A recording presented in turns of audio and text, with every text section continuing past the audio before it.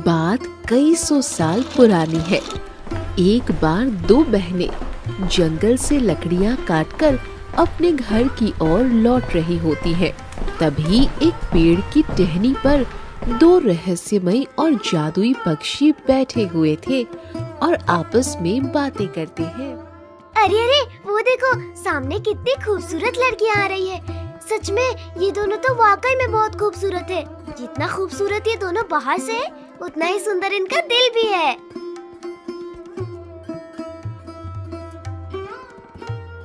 हाँ हाँ, तुम सही कह रहे हो। जितनी सुंदर ये दोनों हैं, काश इनकी किस्मत और इनका नसीब भी इतना ही सुंदर होता। नसीब? क्यों, क्या हुआ इनके नसीब को? मेरे हिसाब से तो ठीक ही है।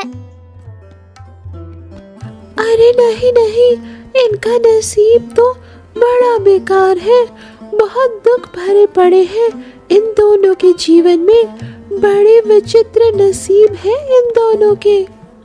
इनके जीवन में आगे बहुत परेशानियां आने वाली हैं। मुझे तो इनके बारे में ही सोच सोच कर बड़ा दुख लगा रहता है। काश मैं इनके लिए कुछ कर पाता। जब वे दोनों पक्षी आपस में बात कर रहे होते हैं, तभी वो दोनों लड़कियां उन पक्षियों के पास चलते हुए पहुंचती हैं, जिसमें से एक लड़की पक्षियों की भाषा जानती थी, जबकि दूसरी नहीं जानती थी। अरे वाह दीदी, देखो कितने सुंदर पक्षी है ये। मैंने तो इतने सुंदर पक्षी आज तक नहीं देखा। काश इन दोनों की भाषा हम समझ सकते। नहीं, मैं इसे नहीं बता सकती कि ये दोनों क्या बातें कर रहे हैं। अरे मुझे तो बता, आखिर इनके नसीब में ऐसा लिखा क्या है? इनमें से एक लड़की की किस्मत में मृत शरीर से विवाह करना लिखा है, वहीं दूसरी की किस्मत में एक भेड़िया से विवाह करना लिखा है। ओहो, अब इन बेचारियों का क्या होगा? जब दोनों पक्षी बातें कर रहे थे, तभी वो दोनों लड़कियां उनकी बातें सुन रही होती है। श्यामली, अंधेरा हो रहा है, चलो यहाँ से। रास्ते पर चलते चलते मोहिनी सोच में पड़ जाती है और उदास हो जाती है। क्या वो दोनों पक्षी सच कह रहे थे? क्या हमारा नसीब सच में खराब है? कुछ ही देर में दोनों अपने घर पहुंचती हैं। बेटियों, इतनी देर कैसे हो गई? हमें बहुत फिक्र हो रही थी तुम्हारी। मैं भी बड़ा भागा पिता हूँ अपनी बेटियों का। मेरा शरीर बहुत जल्दी बूढ़ा हो गया। जो काम मुझे करना चाहिए वो मेरी बेटियों को करना पड़ रहा है। न जाने क्या लिखा है मेरी बेटियों के नसीब में। ऐसा मत कहिए पिताजी, आपने भी तो बहुत मेहनत करके हमें बड़ा किया है। अब जब आपका शरीर साथ नहीं दे रहा, तो क्या हम भी आपका साथ छोड़ दें? आप फिक्र मत करो, हमारे नसीब में जो लिखा है वो होकर ही रहेगा। कुछ दिन बीतते हैं और मोहिनी के दिमाग में वो बात असर करने लगती है, जिससे वो बहुत परेशान होती है। न ठीक से खाती है, न ठीक से पीती है।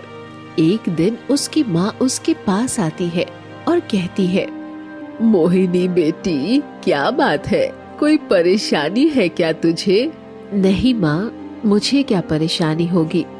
बेटी, बहुत दिनों से देख रही हूँ, तो न ठीक से खाना खा रही है, न ठीक से किसी से बात कर रही है। अपनी हालत तो देख, कितनी कमजोर हो गई है तू। मुझे लग रहा है तू मुझसे कोई बात छिपा रही है। नहीं माँ, ऐसी कोई बात नहीं है। ऐसा कहकर मोहिनी वहां से चली जाती है। अगले दिन वो दोनों फिर जंगल जाते हैं, जहाँ वही पक्षी फिर से आपस में बात कर रहे होते हैं। भाई, क्या कोई हाल नहीं है इन दोनों के नसीब को बदलने का? नहीं, इनके नसीब में एक बार जो लिखा गया है वो होकर ही रहेगा। अब वो नहीं बदला जा सकता। ओह, ये तो इनके साथ बड़ा बुरा होने जा रहा है। दोनों पक्षियों को बात करते मोहिनी फिर से सुन लेती है, जिसे सुन और भी ज्यादा दुखी होती है। मोहिनी उन पक्षियों की बात से इस बार इतना ज्यादा चिंतित होती है कि अब वो खाना ही बंद कर देती है, जिससे उसकी हालत बहुत खराब हो जाती है और वो बिस्तर पकड़ लेती है। माँ, दीदी को क्या हुआ है? बेटा, मुझे कुछ समझ नहीं आ रहा। आखिर मोहिनी को क्या परेशानी है? वो मुझे कुछ बताती भी तो नहीं है। तुम फिक्र न करो भाग्यवान, आज मैं उनसे पूछ कर ही रहूंगा। आखिर वो हमसे कौन सा राज छुपा रही हैं। चलो उनके पास। मोहिनी के माँ, पिताजी और बहन मोहिनी के पास आते हैं, जिससे खूब जोर जबरदस्ती से उसके पिता उसकी उदासी का कारण पूछते हैं। तब मोहिनी बताती है, पिताजी, माँ, मैं बोलते हुए पक्षियों की भाषा समझ सकती हूँ। हाँ, ये तो अच्छी बात है। फिर तुम उदास क्यों हो, परेशान क्यों हो? पिताजी, परेशान होने वाली बात ये है कि जब मैं जंगल लकड़ियों के लिए जाती हूँ, मुझे वहाँ दो पक्षियाँ बात करते हुए मिलती हैं और हमें देखकर कहती हैं कि इन दोनों बहनों का नसीब बहुत बुरा है, बहुत दुख तकलीफ है हमारे नसीब में। एक काम करो, तुम मुझे कल उन पक्षियों के पास लेकर चलना। मैं भी देखूं आखिर वे कौन से रहस्यमय पक्षी हैं जो तुम दोनों की भविष्यवाणियां कर रहे हैं। जी पिताजी, आप कल मेरे साथ चलना। अगली सुबह चारों जंगल की ओर निकल जाते हैं और उन्हीं दो पक्षियों के पास पहुंचते हैं। देखो, मैं तुम्हारी भाषा समझ सकती हूँ। तुम दोनों इतने दिनों से जो हम दोनों बहनों के बारे में भविष्यवाणी कर रहे हो, मैं सब सुन चुकी हूँ। तुम दोनों सारी बातें विस्तार से समझाओ कि आखिर क्या होने वाला है हमारी जिंदगी में। अरे वाह, ये तो बहुत अच्छी बात है कि तुम दोनों हमारी भाषा समझ सकते हो। देखो, तुमने जो भी हमारे मुंह से सुना है वो सब सही सुना है। आगे क्या होगा, अच्छा बुरा, वो हमें पता नहीं, लेकिन फिलहाल हमें यही दिख रहा है। हो सकता है आगे बहुत अच्छा हो या हो सकता है आगे बहुत बुरा हो। तुम ज्यादा चिंतित मत हो और भगवान पर छोड़ दो सब। क्या हुआ बेटी, क्या कह रहे हैं ये पक्षी? मोहिनी अपने पिता को सारी बातें विस्तार से बताती है। बेटी, इन पक्षियों की बातों को भूल जा, ये तो कुछ भी कह रहे हैं। नहीं पिताजी, ये सच कह रहे हैं और जो लिखा है ऊपर वाले ने वो होकर ही रहेगा। उसे न आप मिटा सकते हैं और न मैं। चलो अभी घर चलो, तुम बहुत कमजोर हो गई हो, तुम्हें यहाँ ज्यादा देर नहीं रुकना चाहिए। सभी अपने घर की ओर निकल जाते हैं। मोहिनी के माता पिता उसे बहुत समझाते हैं, लेकिन मोहिनी किसी की नहीं सुनती। ठीक है, अगर आप लोगों को लग रहा है कि वो पक्षी ऐसे ही बोल रहे हैं तो ठीक है, हम उस समय का इंतजार करते हैं और देखते हैं कि आखिर क्या होता है। बेटी, तुम आराम करो, कुछ न कुछ उपाय जरूर खोजता हूँ तुम्हारी परेशानी की। ये क्या हो गया जी, हमारी दोनों बेटियों के नसीब सच में बहुत बुरे हैं। मैं एक काम करता हूँ, यहाँ से कुछ कोस दूर एक जंगल है, वहाँ एक बहुत ही सिद्ध बाबा रहते हैं। मैं उन्हीं के पास जाता हूँ और उनसे कुछ उपाय पूछ कर आता हूँ। ठीक है जी। रो मत भाग्यवान, सब सही हो जाएगा। मैं जाकर जल्दी से ही आता हूँ।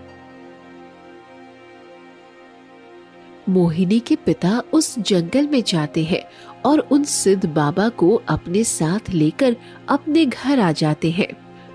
मोहिनी, श्यामली, मैं एक बहुत ही जाने माने सिद्ध बाबा को लेकर आया हूँ। चलो, वो तुम्हारे भाग्य के बारे में बताएंगे।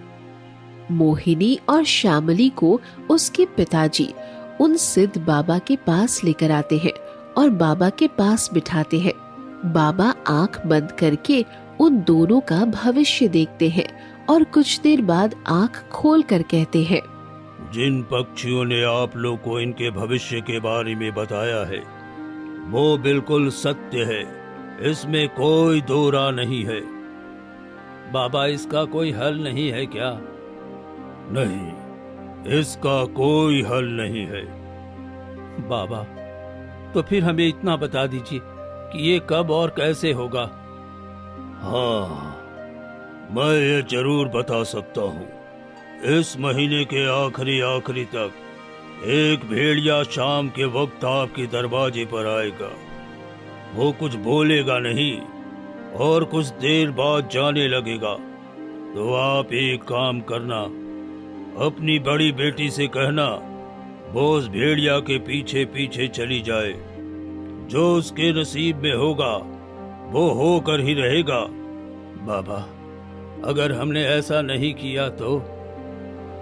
अगर तुमने ऐसा नहीं किया तो वो भेड़िया अगली बार फिर तुम्हारे घर आएगा और उस वक्त उसका रूप बड़ा रौद्र होगा।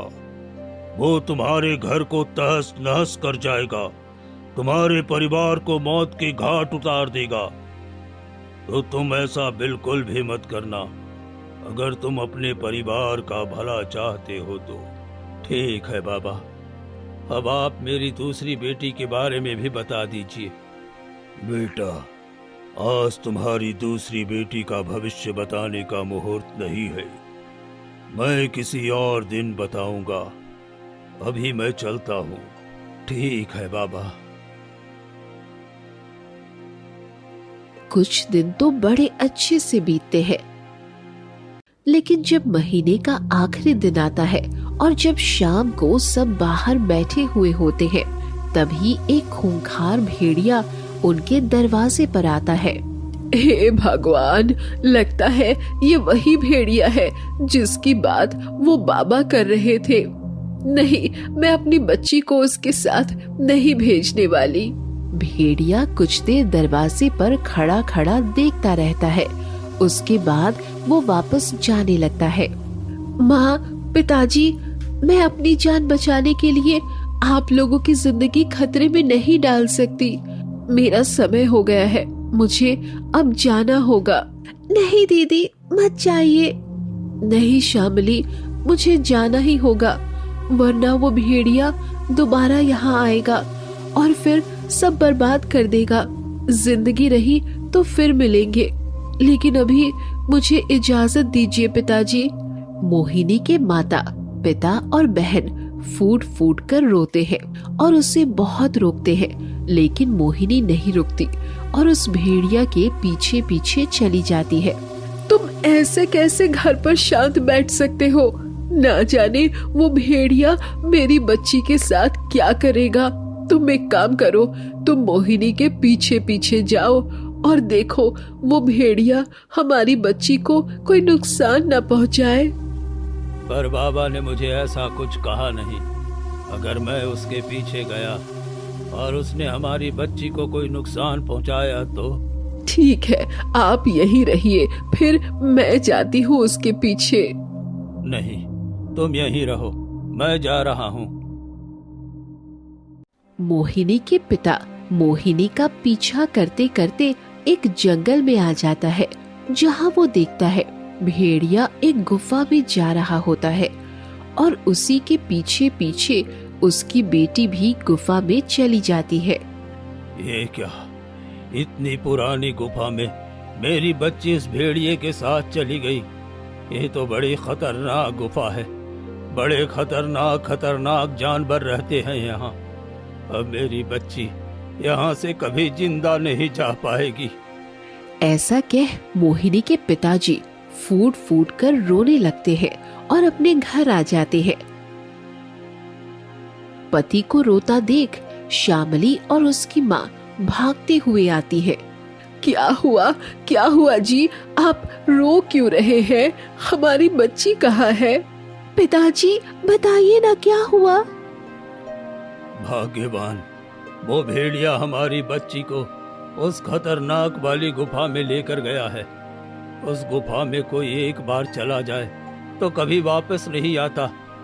न हो उस भेड़िए ने हमारी बच्ची के साथ जरूर कुछ कर दिया है। हे भगवान, ये क्या हो गया?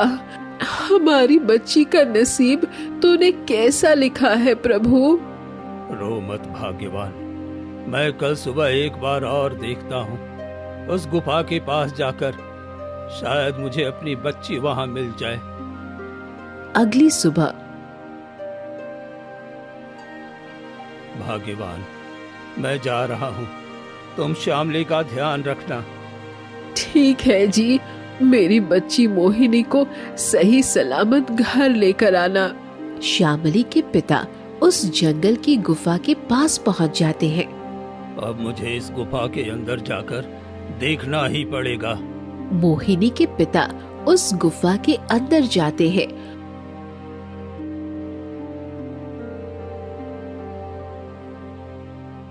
जहां उसे बहुत तेज रोशनी दिखती है। अरे ये क्या है? इतनी तेज रोशनी इस गुफा में कहां से आ रही है? इस गुफा में तो अंधेरा रहना चाहिए, लेकिन यहाँ से तो इतनी तेज रोशनी आ रही है। मोहिनी के पिता उस गुफा में आगे बढ़ते जाते हैं, जिससे कुछ दूर चलने पर वो दूसरी दुनिया में पहुंच जाते हैं, जहां एक अलग दुनिया थी, अलग राज्य था और खूब सारे लोग थे। ये मैं कहाँ आ गया? ये तो कोई अलग ही राज्य लग रहा है। कुछ दूर चलने पर वो एक आदमी से पूछता है, भाई, ये कौन सा राज्य है? भाई, तुम क्या पहली बार इस राज्य में आए हो? हाँ? तुम्हें इस राज्य के बारे में नहीं पता, जिसकी प्रशंसा दूर दूर तक है? वैसे तुम कहाँ से हो? नहीं भाई, मुझे नहीं पता। क्या आप मुझे बताएंगे? ये पालमपुर राज्य है। यहाँ राजा वीर सिंह राज्य करते हैं।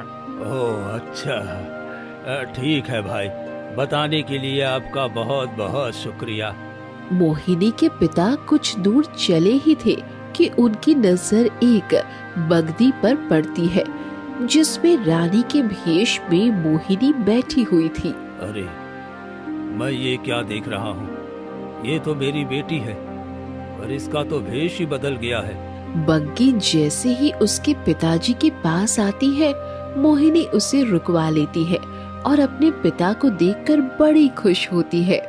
पिताजी, आप यहाँ? बेटी, मैं तो तुझे खोजते खोजते यहाँ आया था, पर तुझे इस भेष में देखकर मैं तो चौंक ही गया। बेटी, ये सब क्या है? तुझे तो वो भेड़िया इस गुफा में लेकर गया था ना? पिताजी, मुझे कुछ समझ नहीं आया। उन दोनों पक्षियों ने बताया था, उससे तो बिल्कुल ही अलग हुआ। चलिए, मैं आपको कुछ दिखाती हूँ।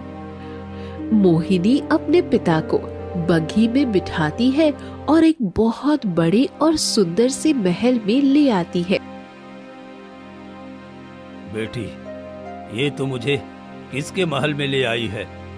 पिताजी, आप घबराइए मत, ये महल मेरा ही है। बेटी, तू क्या कह रही है? तू तो उस भेड़िए के साथ गई थी ना? मैंने खुद अपनी आंखों से देखा है। हाँ पिताजी, पर अब वो मेरे पति हैं। ये तुम क्या कह रही हो बेटी? एक भेड़िया कैसे तुम्हारा पति हो सकता है? पिताजी, आप जिसे भेड़िया समझ रहे थे, दरअसल वो एक भेड़िया नहीं, एक राजा है। बेटी, ये तू क्या कह रही है? पिताजी, जिस तरह उन पक्षियों ने हम दोनों के लिए भविष्यवाणियां की हैं, उसी तरह मेरे पति को भी एक बाबा ने भविष्यवाणी की थी। कैसी भविष्यवाणी बेटी? एक बाबा ने मेरे पति से कहा था कि तुम एक भेड़िए के रूप में जब किसी और दुनिया में जाओगे तो तुम्हें एक लड़की मिलेगी, उसी से तुम्हारा विवाह होगा, जिसके बाद वो इस राज्य की राजकुमारी बनेगी। इसीलिए वो हमारी दुनिया में भेड़िए के रूप में आए थे। बस कुछ ही देर में मेरे पति आने वाले हैं। पिताजी, वो बहुत अच्छे हैं। मैंने कभी सोचा नहीं था मुझे इतना अच्छा पति मिलता। दोनों बाप बेटी बातें ही कर रही होती हैं कि तभी वहाँ मोहिनी का पति आ जाता है। रानी, ये कौन है? इनकी शक्ल कुछ जानी पहचानी लग रही है। महाराज, ये मेरे पिताजी हैं। अच्छा अच्छा, हाँ हाँ, मैंने इन्हें पहचान लिया। आइए आइए बैठिए। रानी ने जलपान कराओ और दूर से आए हैं, इन्हें भोजन भी खिलाओ। नहीं महाराज, अब मैं चलता हूँ। मोहिनी की माँ मेरा इंतजार कर रही होगी, उसे भी तो ये खुशखबरी सुनानी है। पिताजी, आप आज रात्रि यहीं रुक जाइए, कल सुबह सुबह चले जाना। ठीक है बेटी, अगर तेरा मन है तो मैं आज रात्रि रुक जाता हूँ। मोहिनी के पिता रात्रि अपनी बेटी के पास रुकते हैं और वो सुबह सुबह अपने घर की ओर चल देते हैं। लेकिन जैसे ही वो उस पेड़ के पास पहुंचते हैं, उसका दरवाजा नहीं खुलता। तभी पास में बैठा एक पक्षी उससे कहता है, कौन हो तुम और इस दरवाजे के पास क्या कर रहे हो? ये कोई मामूली दरवाजा नहीं है, बड़ा ही तिलिस्मी दरवाजा है ये। पर मैं इसी दरवाजे से अंदर आया था और मुझे अब अपने घर जाना है, लेकिन ये दरवाजा तो खुल ही नहीं रहा। अच्छा, ये बताओ तुम कहाँ से आ रहे हो? मैं अपनी बेटी के यहाँ गया था, वहीं से आ रहा हूँ। लगता है तुमसे कोई गलती हुई है, इसलिए दरवाजा नहीं खुल रहा है। एक काम करो, तुम जाओ अपनी बेटी के घर और जाके तुमने जो भी खाया है उसके यहाँ पर उसे उसका पैसा दे के आओ, या फिर वो सिर्फ माफ करवा के आओ जो तुमने अपनी बेटी का हक खाया है, तभी ये तिलिस्मी दरवाजा खुलेगा। मोहिनी का पिता दोबारा अपनी बेटी के ससुराल जाता है और सारी बातें अपनी बेटी को बताता है। बेटा, मुझे समझ में नहीं आ रहा, मैं क्या करूं? मैं ठहरा एक गरीब, तुझे क्या दूंगा? लगता है अब मुझे यहीं रहना पड़ेगा। पिताजी, आपको कुछ भी देने की जरूरत नहीं है, मैंने आपका सारा माफ किया। अब आप निस्फिक्र होकर जाइए। ठीक है बेटी। मोहिनी के पिता फिर से उसी पेड़ के पास जाता है जहाँ उसे दरवाजा खुला हुआ मिलता है। वो उसी दरवाजे से अंदर जाता है और गुफा से निकलता हुआ अपने घर पहुँच जाता है।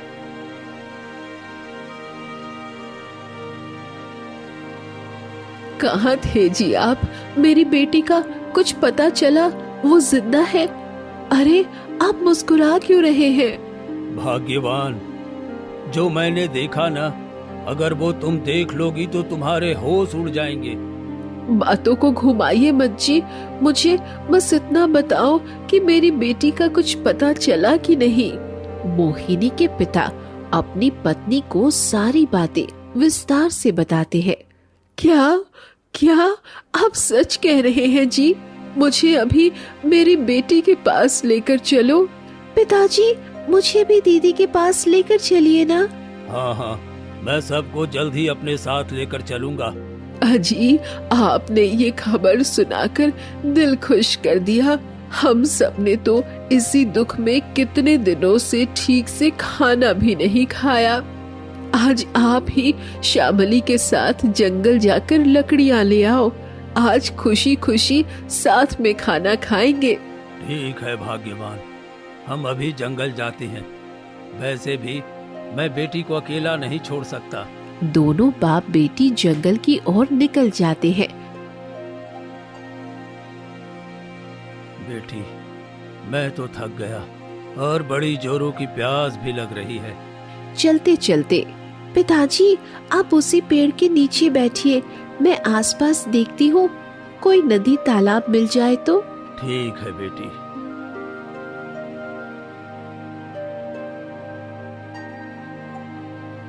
श्यामली जंगल में यहाँ वहाँ पानी तलाशती है, लेकिन उसे कहीं पानी नहीं मिलता। पर एक झोपड़ी नजर आती है। अरे, ये किसकी झोपड़ी है? मैं एक काम करती हूँ, इस झोपड़ी में जरूर कोई रहता होगा। मैं पिताजी के लिए यहीं से पानी मांग लाती हूँ। श्यामली उस झोपड़ी के पास आती है, लेकिन वहाँ उसे कोई नजर नहीं आता। कोई है क्या इस झोपड़ी में? अरे, कोई है? कब से चिल्ला रही हूँ, कोई आता ही नहीं। लेकिन घड़ा तो रखा हुआ है। मैं एक काम करती हूँ, उस घड़े से पानी ले आती हूँ और पिताजी को दे देती हूँ।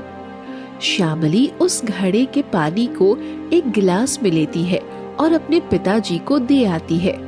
बेटी, जा, ये गिलास वही रखा, किसी की अमानत है ये। ठीक है पिताजी। श्यामली दोबारा उस झोपड़ी में जाती है और जैसे ही ग्लास उस घड़े पर रखती है, उस झोपड़ी का दरवाजा अचानक से बंद हो जाता है। पिताजी, पिताजी, बचाइए मुझे, मैं यहाँ फंस गई हूँ पिताजी। अरे, ये तो मेरी बेटी की आवाज है। लगता है मेरी बेटी किसी खतरे में है। मुझे देखना होगा। पिता भागता हुआ झोपड़ी के पास पहुंचता है, जहां उसकी बेटी लोहे की सलाखों में कैद रहती है। मुझे नहीं पता पिताजी, मैं तो यहाँ ग्लास रखने आई थी। अब देखो तो यहाँ एक चूल्हा जल रहा है और उस पर कुछ पक रहा है, और पिताजी यहाँ एक मृत शरीर भी पड़ा हुआ है। मुझे बहुत डर लग रहा है पिताजी। बेटी, ये सब क्या हो गया? तुम अंदर कैसे फंस गई? श्यामली के पिता बहुत कोशिश करते हैं, लेकिन वो सलाखें उससे नहीं खुलती। बेटी घबराओ मत। मुझे लगता है उन पक्षियों की दूसरी मेरे प्यारे भविष्यवाणी भी दोस्तों, प्लीज मेरे सच हो गई चैनल है। को शेयर और बेटी, मैं सब्सक्राइब कोशिश करें। करता हूँ इसे खोलने की। हाँ, फिक्र मत कर बेटी। मैंने बहुत कोशिश कर ली, लेकिन ये सलाखें तो मुझसे नहीं खुल रही। लगता है यही तेरा नसीब है। पिताजी, अंधेरा होने वाला है, आप जाइए यहाँ से। अब लगता है यही मेरा नसीब है। आप मुझसे मिलने आ जाया करिए। नहीं बेटी, मैं तुझे छोड़कर नहीं जा सकता। पिताजी, आपको मेरी कसम, जाइए यहाँ से, वरना मैं परेशान हो जाऊंगी। श्यामली के बहुत कहने पर उसके पिताजी वहाँ से चले जाते हैं। श्यामली अंदर जाती है और देखती है कि मृत शरीर कपड़े से पूरा ढका हुआ है और पैर सामने है। मैं क्या करूं? इस मृत शरीर के साथ तो मुझे बहुत डर लग रहा है, पर पैरों से तो ये ऐसा लग रहा है जैसे बेहोश हो। एक काम करती हूँ, बचपन में जब मैं और दीदी थक जाते थे तो माँ पिताजी पैरों के तलवों की मालिश करते थे। मैं इनके पैरों की भी मालिश करती हूँ, शायद ये फिर से जिंदा हो जाए। श्यामली उस मृत शरीर के पैरों के तलवे पर मालिश करना शुरू कर देती है। वहीं दूसरी तरफ पिता जब घर पहुँचते हैं तब, अजी, श्यामली कहाँ है? अरे, आप उदास क्यों हैं? बताइए ना, हमारी बच्ची कहाँ है? श्यामली के पिता अपनी पत्नी को सारी बातें बताते हैं, जिससे उसकी माँ बड़ी परेशान होती है। हाय, ये क्या हो गया? मेरी एक बच्ची तो खुश है, पर दूसरे के साथ ये क्या हो गया? दोनों माँ बाप फूट फूट कर रोते हैं। चलो, मुझे अभी अपनी बेटी के पास ले चलो। श्यामली के पिता अपनी पत्नी को सुबह सुबह उसी जंगल में ले जाते हैं, लेकिन वो झोपड़ा उसे कहीं नहीं दिखता। समय बीतता है और 15 साल बीत जाते हैं। श्यामली 15 सालों तक उस मृत शरीर के तलवों की मालिश करती रहती है और उसके माँ बाप रोज उस जंगल में आते हैं और उस झोपड़ी की तलाश करते हैं, लेकिन उन्हें वो झोपड़ी कहीं नहीं मिलती। भाग्यवान, आज पूरे 15 साल से हम उस झोपड़ी को खोज रहे हैं, लेकिन न जाने वो झोपड़ी कहाँ गायब हो गई, मिलती ही नहीं। हाय, मेरी बच्ची न जाने कहाँ होगी। वहीं दूसरी ओर श्यामली की उम्र भी अब काफी हो चली थी। मृत शरीर के जागने में कुछ ही समय था, तभी अचानक से सलाखें खुल जाती है। तभी एक औरत अंदर आती है। तुम कौन हो और यहाँ क्या कर रही हो?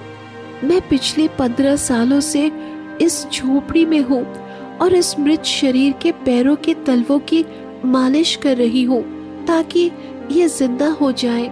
ओह अच्छा, एक काम करो, तुम थोड़ा बाहर जाकर आराम कर लो।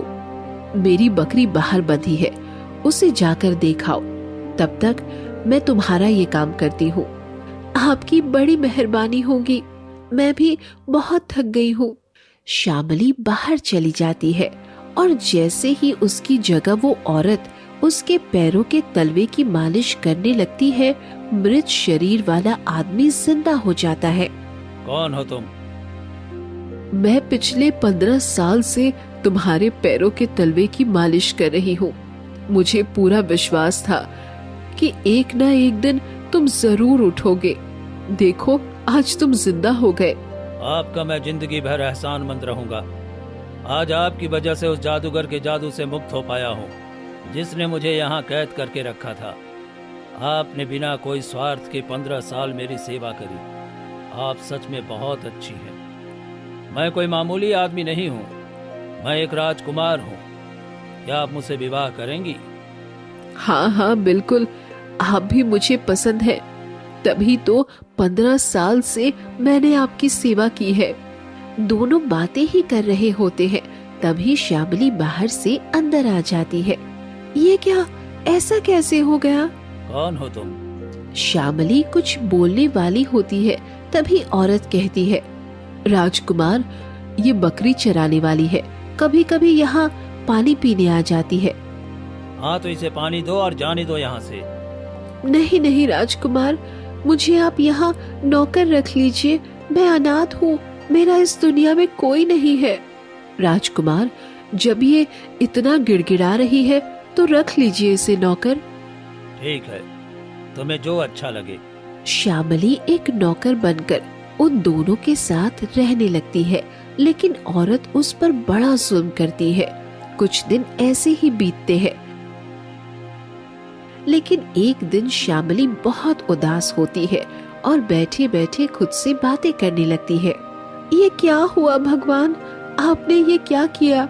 मैंने राजकुमार की 15 सालों तक सेवा की और पत्नी वो औरत बन गई। उसने चालाकी से राजकुमार को मुझसे छीन लिया। श्यामली ऐसा कह फूट फूट कर रोने लगती है, जिसे राजकुमार सुन लेता है। राजकुमार उस औरत के पास जाता है और कहता है, मुझे सब पता चल गया है कि मेरी सेवा तूने नहीं, श्यामली ने की थी। 15 साल तुम नहीं, वो रही मेरे साथ। तूने मेरे साथ छल किया है। अब मैं तुझे छोड़ने वाला नहीं।